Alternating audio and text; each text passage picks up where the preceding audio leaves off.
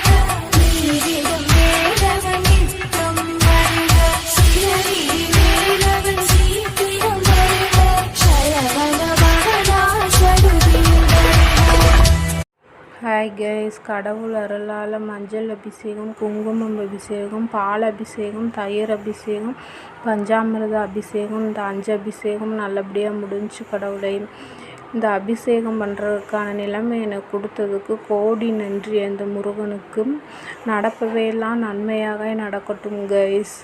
இந்த வீடியோவை பார்க்குற உங்களுக்கும் நன்றி கைஸ். இந்த மாதிரி வீடியோ தொடர்ந்து பார்க்க என்னோடய சேனலை சப்ஸ்கிரைப் பண்ணிக்கோங்க கைஸ்.